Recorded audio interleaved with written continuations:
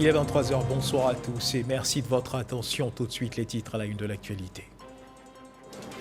Le Premier ministre Patrick Hachi a reçu en audience ce mardi à la primature le ministre tunisien des technologies et de la communication en marge de la 6e édition du CITIC Africa, le salon international des technologies de l'information et de la communication. Nizar Ben-Nej est venu partager avec la Côte d'Ivoire l'expérience de son pays en matière d'économie numérique. Du côté de l'Assemblée nationale, présenté par le ministre d'État, ministre de la Défense, Téné-Birahima Ouattara, le projet de loi sur l'interdiction des armes biologiques a été adopté à l'unanimité par les députés. On en parle dans cette édition.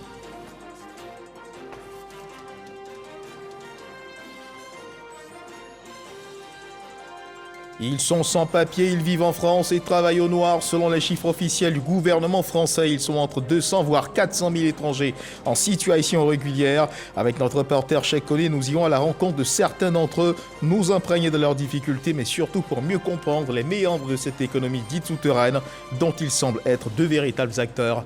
Voilà pour l'essentiel.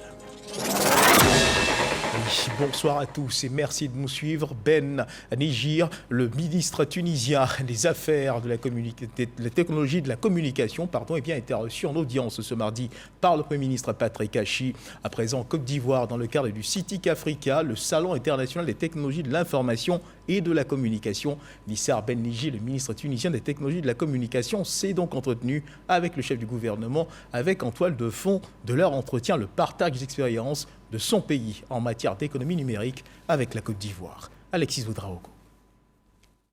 La Côte d'Ivoire va renforcer sa coopération avec la Tunisie dans le domaine du numérique.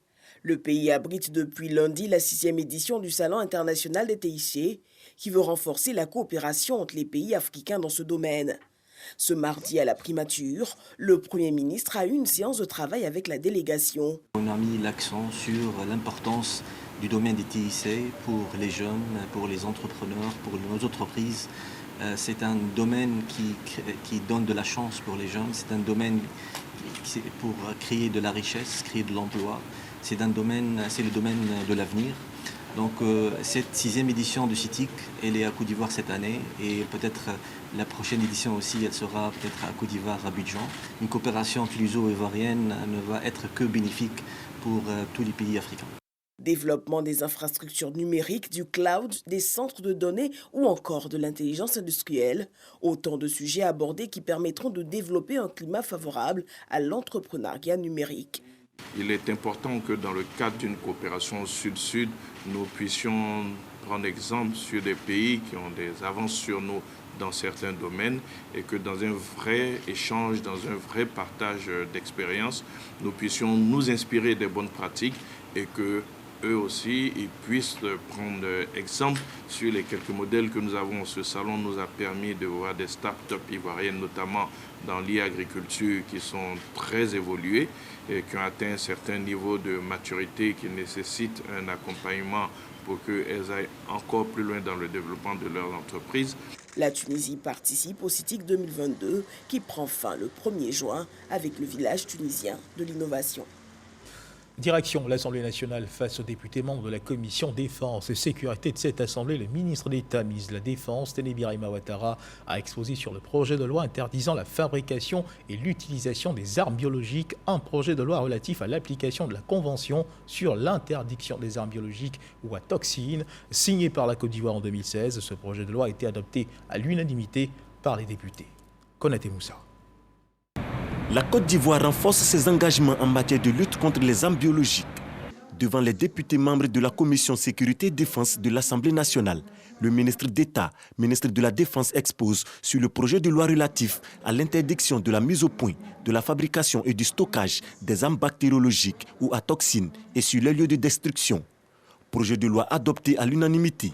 C'est un acte important qui vient d'être posé. S'il est vrai que la Côte d'Ivoire ne produit pas d'armes biologiques ni des pays environnants, mais comme vous le savez, la Côte d'Ivoire fait partie d'un ensemble, d'un environnement mondial dans lequel effectivement les pays produisent ce type d'armes. Il est bon qu'en tant que pays responsable, nous puissions adhérer à cette interdiction. C'est ce acte qui vient d'être posé ne pouvons que nous féliciter de la hauteur de vue des députés qui, à travers les questions, les observations qui ont été posées, en fait montre d'une compréhension parfaite des enjeux de ce texte.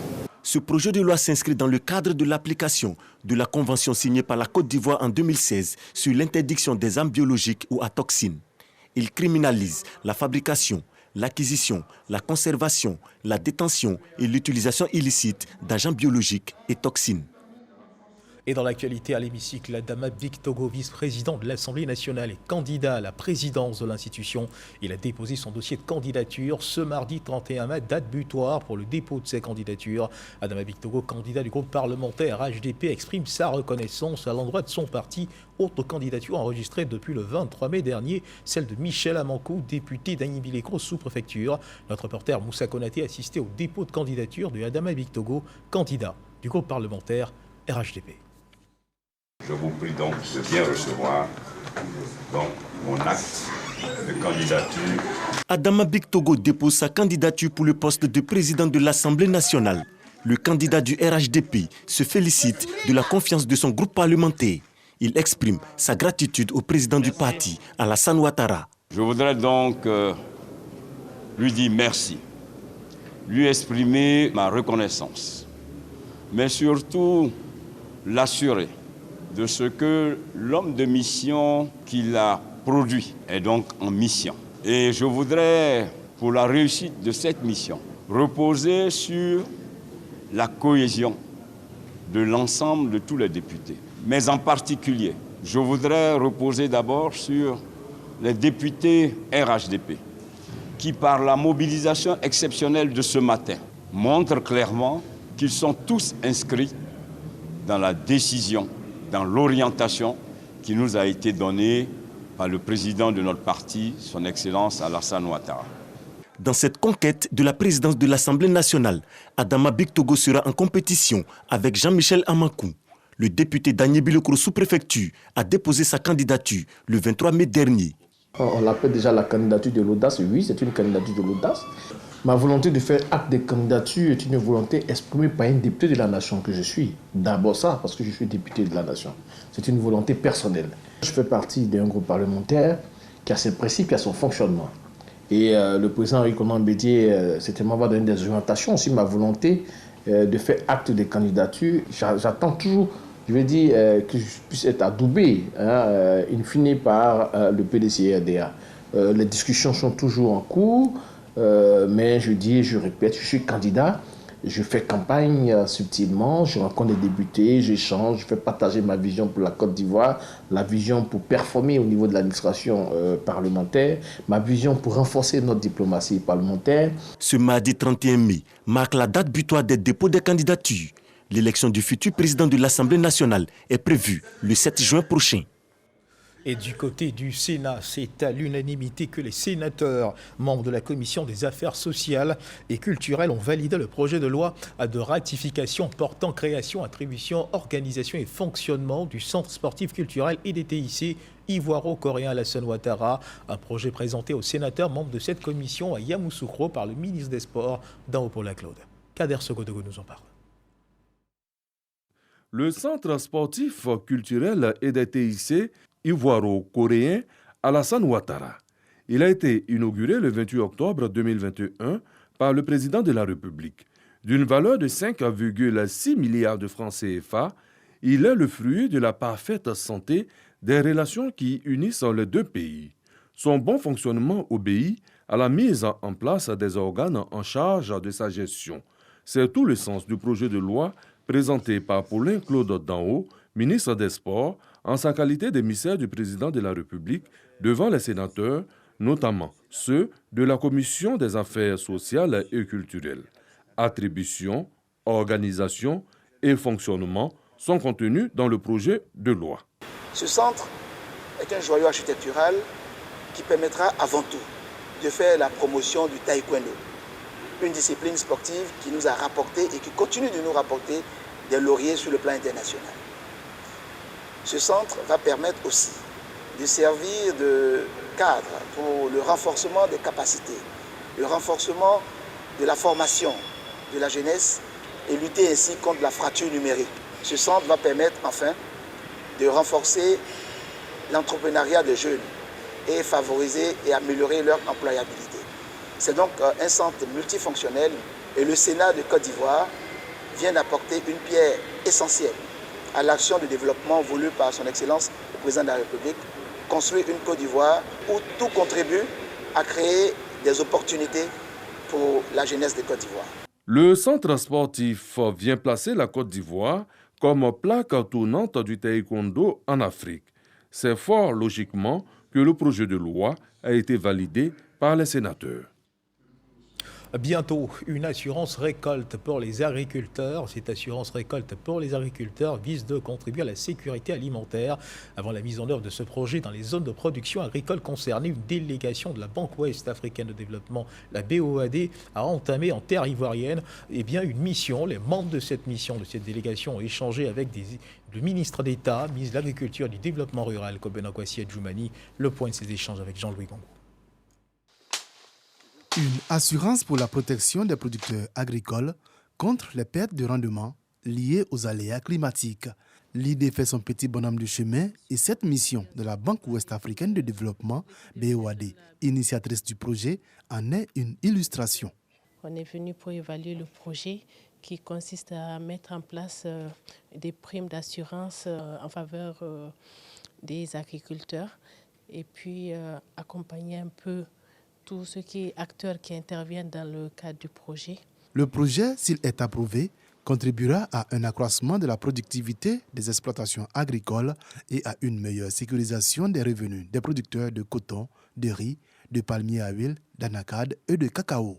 C'est une assurance salutaire pour nos producteurs. Souvent, il y a la sécheresse qui sévit et qui décime tout sur son passage.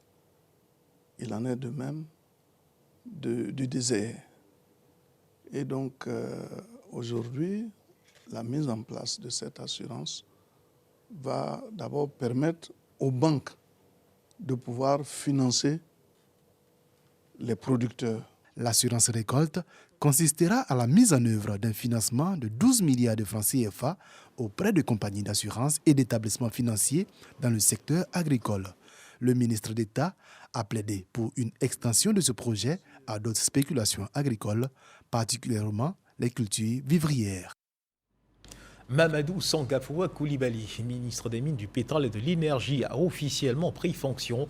Absent du pays au moment de sa nomination au gouvernement, Mamadou Sangafoua Koulibaly a traduit sa reconnaissance et son infinie gratitude au président de la République, Alassane Ouattara, qui a bien voulu lui faire confiance en lui confiant le ministère des Mines, du Pétrole et de l'Énergie. On retrouve Jean-Louis Gongo.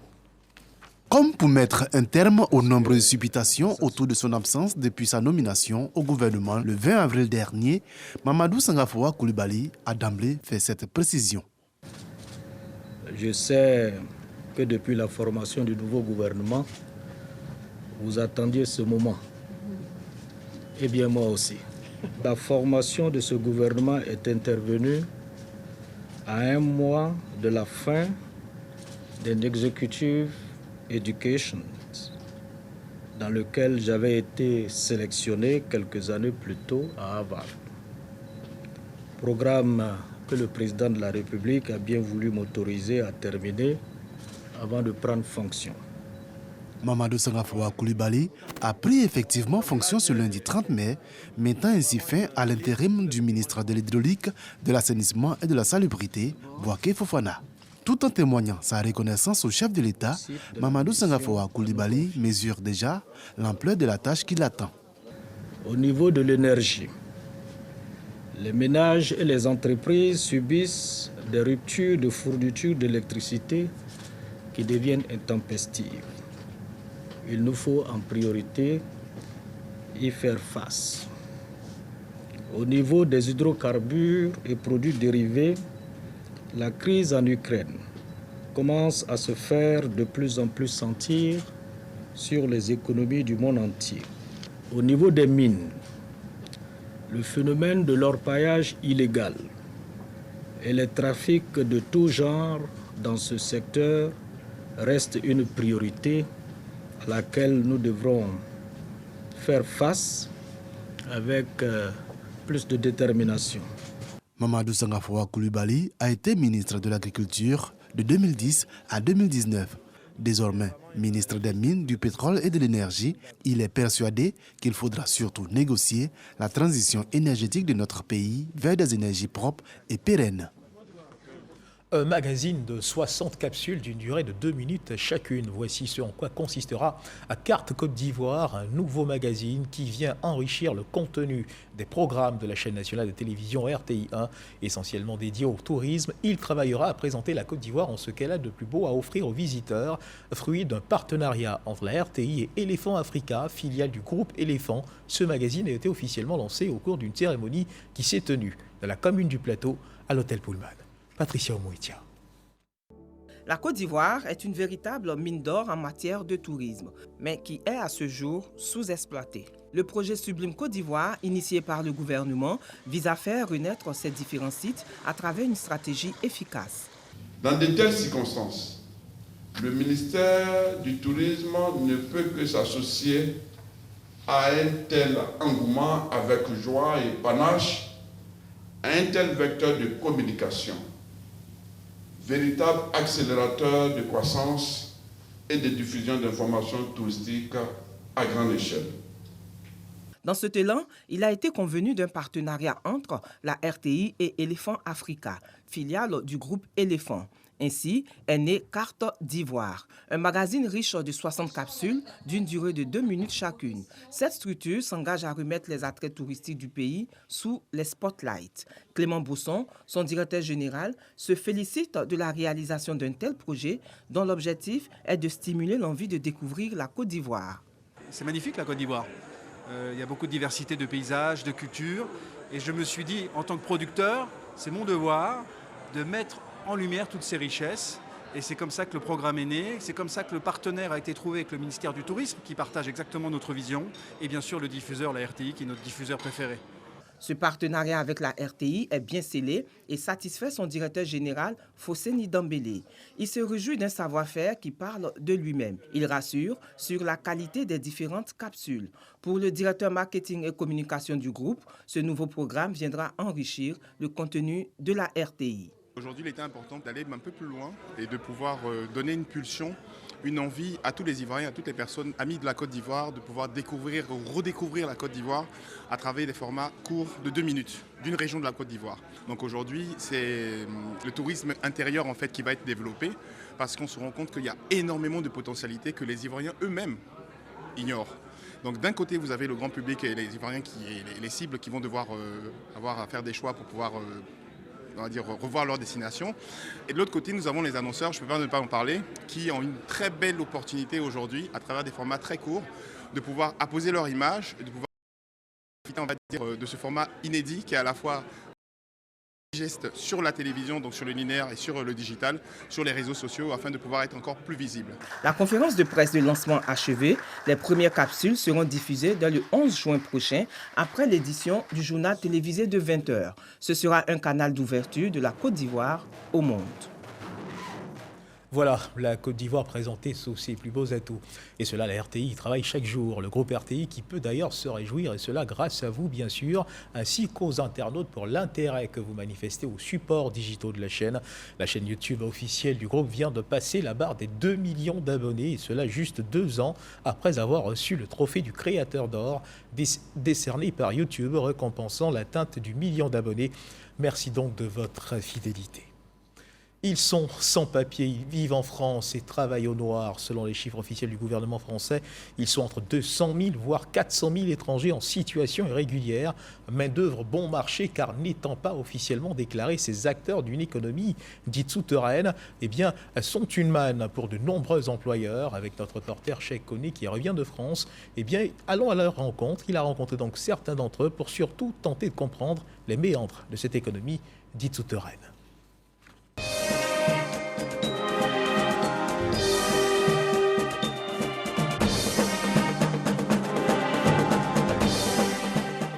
Aujourd'hui, exploité, demain, régularisé. Un chant d'espoir pour faire face à la résignation. Nous sommes dans la commune d'Alfortville en France. devant le siège d'une des plus célèbres entreprises de distribution de colis au monde. Il est 23h. Dans ce froid glacial, Dambélé Moussa et ses 142 collègues travaillent au noir dans cette compagnie, il y a environ 3 ans. Depuis 5 mois, ils ont décidé de tout arrêter et se faire entendre en décrétant un piquet de grève. C'est une situation qu'on ne peut pas définir. C'est juste l'objectif qui fait qu'on tient la régularisation. Parce que tout le monde sait, sans papier dans ces pays-là, c'est un cauchemar. Tu vis dans la perte, tu te caches. Plutôt vivre dans cette tente de fortune insalubre et réchauffer grâce à du feu de bois que de continuer à accepter des conditions de travail qu'ils jugent précaires, sous-rémunérées et sans protection sociale. On est parti au ministère de l'Intérieur. Une fois, on a été reçu avec le directeur aussi, qui a dit qu'il y aura un retour, il n'y a jamais eu de retour. La deuxième fois, on est parti chercher les retours et ils nous ont dit votre situation est devenue secondaire parce qu'il y a la guerre en Ukraine. Dambélé et ses camarades multiplient les manifestations sans réel effet pour l'instant. Toutes nos tentatives pour joindre les premiers responsables de l'entreprise sont restées sans suite. Bien au contraire, il nous a été intimé d'arrêter le tournage.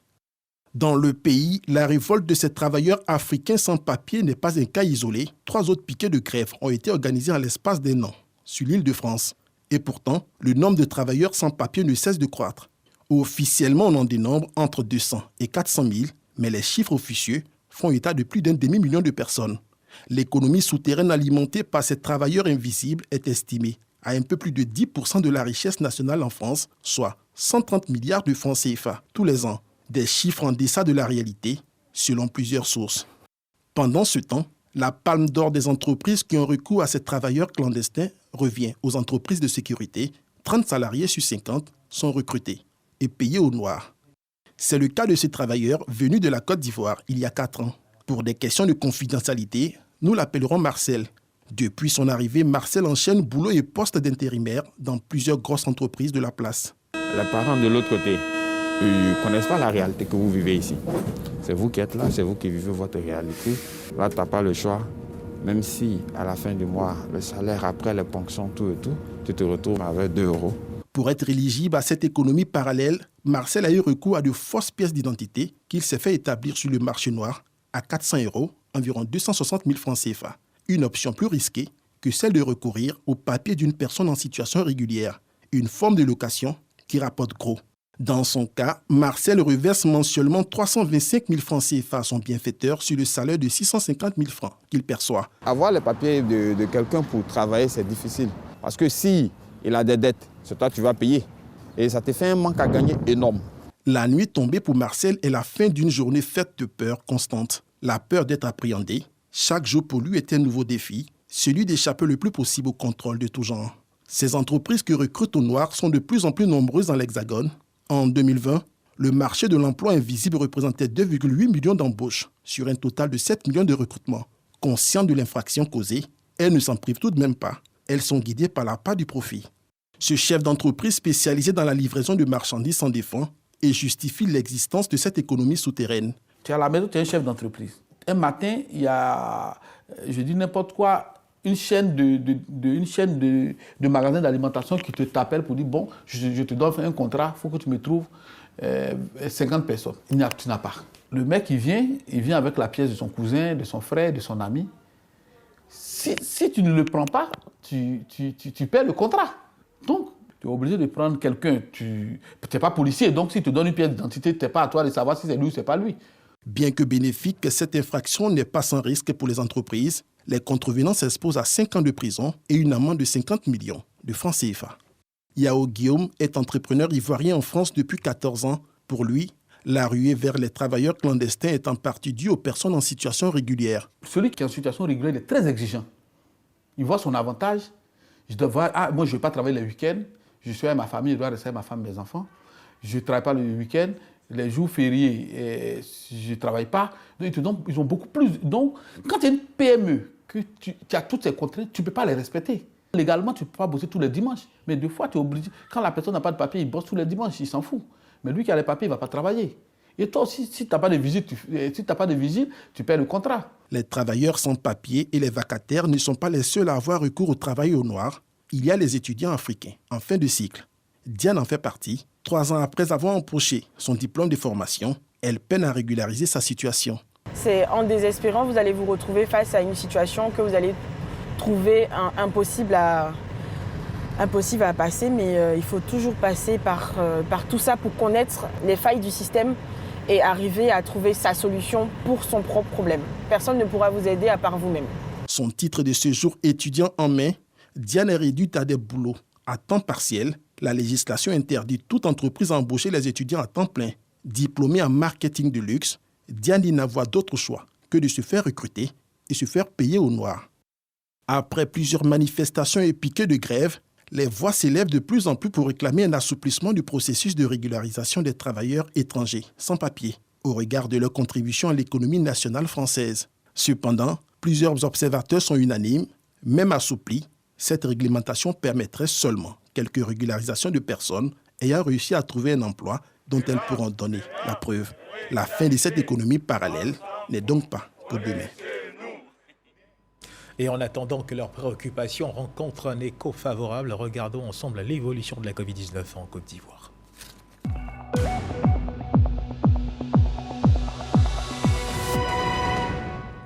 Le ministère de la Santé et de l'Hygiène publique de la couverture maladie universelle a enregistré ce mardi 31 mai 2022 21 nouveaux cas de Covid-19 sur 710 échantillons prélevés, soit 0,3% de cas positifs, 19 guéris et 0 décès. À la date du 31 mai 2022, la Côte d'Ivoire, notre pays, compte donc 82 215 cas confirmés, dont 81 339 personnes guéries, 799 décès et 73 cas actifs. Le nombre total d'échantillons est de 1 522 718 le 30 mai 2022. 123 256 doses de vaccins ont été administrées, soit un total de 13 422 150 doses du 1er mars 2021 au 30 mai 2022. Un peu plus de gaieté à présent avec la célébration de la fête des mères qui a eu lieu à l'inspection générale d'État et à Bouaké. Retour sur ces célébrations avec nos reporters Alexis Ouedraogo et Kader Sokoto. Inspecteur d'État en chef, auditrice, chef de service, personnel d'appui, l'inspection générale d'État honore les maires. Professionnels accomplis qui contribuent fortement au succès de l'institution dans la mise en œuvre de la vision du chef de l'État. Elles ont été exhortées à œuvrer sans relâche aux côtés de l'inspecteur général d'État pour bâtir une administration ivoirienne de qualité au service des populations. Toutes les femmes de l'institution en charge du contrôle des administrations ont reçu des cadeaux constitués de paniers numéraires. Nguesson Sylvie Dosso, inspecteur général, chef de département, a au nom de toutes les femmes exprimé sa gratitude à l'inspecteur général d'État pour cette célébration qui pour elle marque sa considération. De nombreuses mères dans la joie autour du président de l'ONG Oukademe, Touré Souleymane, conseiller du Premier ministre. En cette fête des mères, elles reçoivent des pagnes en cadeau. Un geste pour encourager toutes ces mères à contribuer au rayonnement de Bouaké. Les mères du monde rural n'ont pas été oubliées.